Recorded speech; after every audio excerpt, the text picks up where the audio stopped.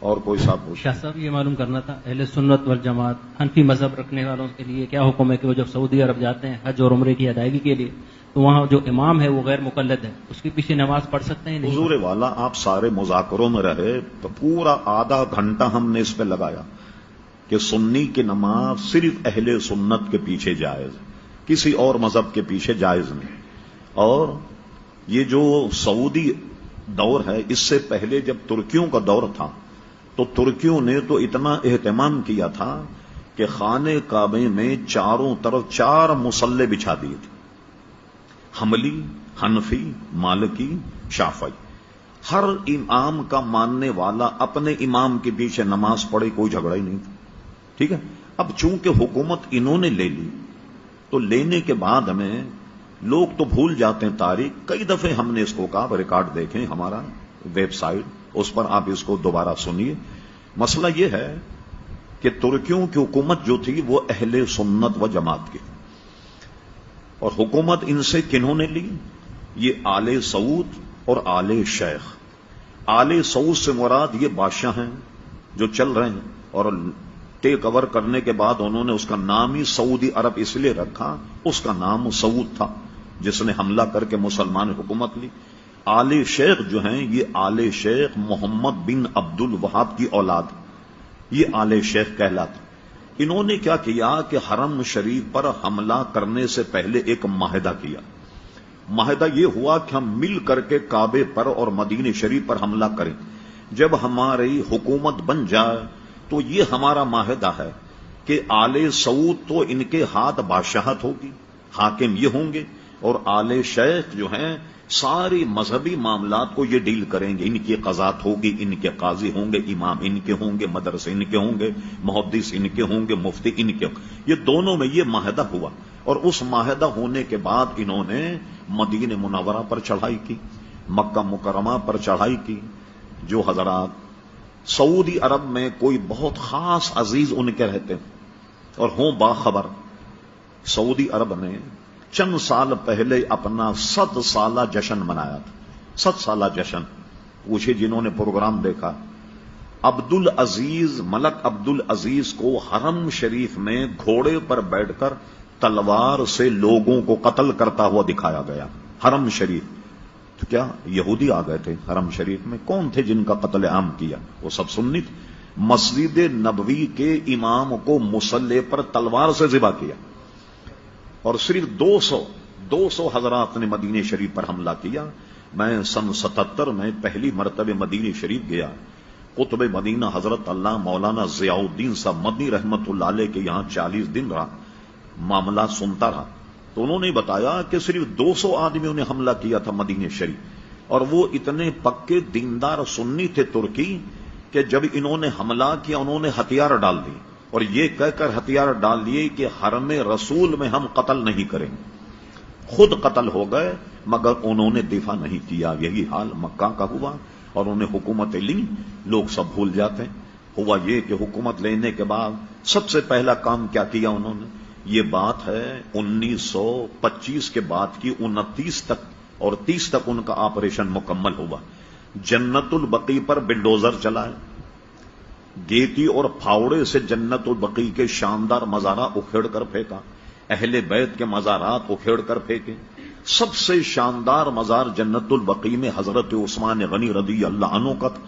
اس کے اینٹ پتھر الگ کر کے اس کو زمین بوس کیا. پھر اس کے بعد جناب انہوں نے جنت مالا کا قبرستان جو ہے اس کو زمین بوس کیا. یہ سارے مزارات انہوں نے ڈھا دیے، اور اس وقت کے نزدیک کہتے تھے کہ یہ گنبد خضرا جو ہے یہ صنم اکبر ہے، سب سے بڑا بت. یہ معاذ اللہ گنبد خضرا کو سب سے بڑا بت تصور کرتے تھے، لیکن ان کو وہ شہید کرنے میں قادر نہیں ہو سکے. جب انہوں نے جنت البقیع جنت مالا کو ڈھایا تو یہ اس زمانے کی بات ہے جب مولانا محمد علی جوہر، علامہ عبد الحامد بدایونی، علامہ عبد العلیم صدیقی، ایک صحافی تھے جن کا نام ریاض الحسن ریاض حسین تھا. آج سے کوئی 30 سال پہلے اخبار جنگ میں ان کا انٹرویو چھپا تھا. یہ وہ وقت میں شامل تھے جو ہندوستان سے سعودی عرب میں احتجاج کرنے کے لیے آیا کہ بھئی ہندوستان کے مسلمان وہ غیر منقسم ہندوستان تھا جسے پاکستان میں ہندوستان، انہوں نے احتجاج کیا، اور احتجاج کرنے کے بعد ان سے سعودی حکومت نے وعدہ کیا کہ ہم یہ دوبارہ بنائیں گے۔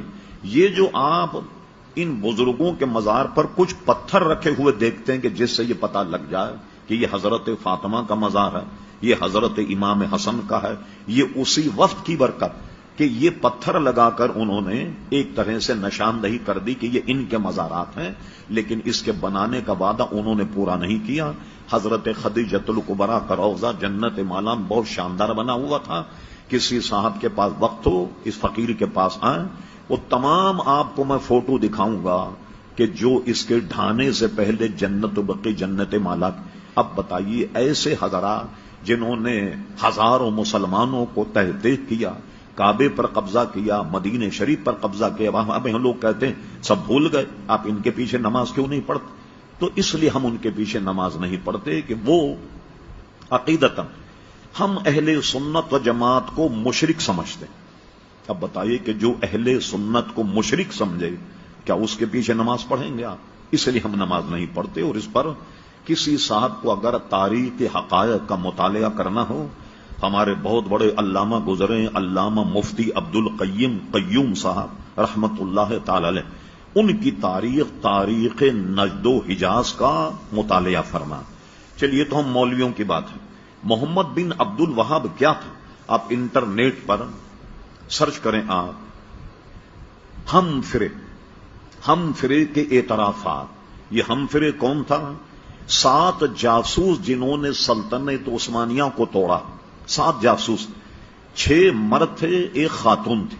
تو انہوں نے استنبول میں جا کر کیسا تفرقہ ڈالا، یہ جو بتا رہا ہوں میں آپ کو، ہم فرے، اس نے استنبول میں ایک شیخ کے پاس بیٹھ کر درس نظامی پڑھا، عربی زبان پڑھی اور جاسوسی کی، اور کہتا تھا کہ کبھی بھی کسی کو مجھ پہ شک ہو جاتا کہ جاسوسی کا، میں فوراً عربی بولنا شروع کر دیتا۔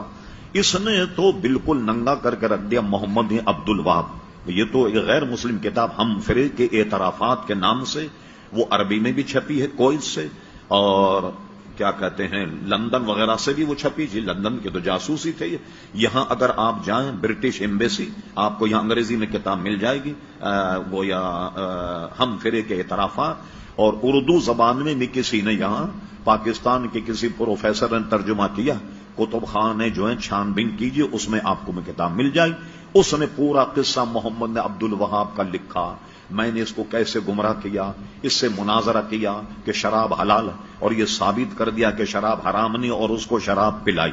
پھر اس کے بعد اس سے کہا کہ متع منسوخ نہیں ہوا، اور اس سے منافقوں کے عالم تو بن گیا تھا استنبول، اس سے مناظرہ کر کے اور کہا کہ متع جو ہے وہ منسوخ نہیں ہوا، اور برطانوی خاتون جو تھی جاسوس، اس سے اس کا متع کرایا، اور اس کے حسن و جمال میں اس کو ایسا پھانسا وہ نکل ہی نہیں پایا، اور اس کے بارے میں یہ کہہ کر ہوا بھری، بھائی تو اللہ کا بہت بڑا بندہ ہے، جیسے حضرت فاروق اعظم رضی اللہ عنہ ہیں، اور اللہ تعالیٰ تو اس سے ایسا کوئی کام لے گا جیسا حضرت فاروق اعظم نے لے لیا۔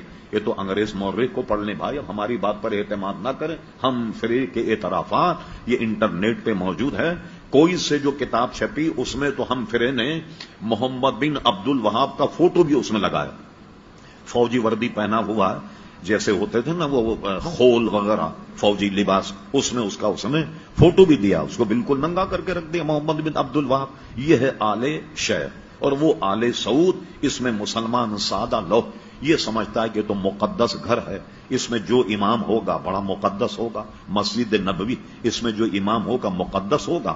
ان کارناموں کی وجہ سے ہم لوگ ان کے پیچھے نماز نہیں پڑھتے۔ لمبا ہو گیا سوال، میں کئی دفعے اس کو بتا چکا ہوں، لہذا آپ انٹرنیٹ پہ اس کو ملاحظہ فرما لیں، یہاں پوچھیں گے تو وقت لگے گا، دوسرے سوالات رہ جائیں گے، جواب تو میں سب دوں گا آپ، لیکن وقت لگ جائے گا۔ امام کعبہ اور امام مدینہ کے پیچھے نماز پڑھنے کے وہ چونکہ ہمارے مذہب کے نہیں، ہمارے مسلک کے نہیں ہیں، وہ ہمارے بے شمار ائمہ اور بے شمار علماء کے قاتل ہیں۔ جب انہوں نے مکہ مکرمہ کو ٹیک اوور کیا، مدینہ منورہ کو ٹیک اوور کیا، ہمارے علماء جو سنی تھے سلطنت عثمانیہ، ان کو مسلح پر ذبح کیا، کعبہ شریف حرم شریف میں قتل عام کیا، آپ تاریخ پڑھنا چاہیں، علامہ مفتی عبد القیوم صاحب رحمت اللہ علیہ تاریخ ند و حجاز کا مطالعہ فرمائیے، اور یہ بڑی تفصیل سے ہم نے کئی دفعے ہماری سائٹ آپ لکھ کے لے آئی ahlsunnat.net اور اعلیحضرت.net، اس پہ یہی جو سوالات ہوتے ہیں اس میں آپ تلاش کر لیں، تفصیل سے ہم نے اس کا جواب دے دیا۔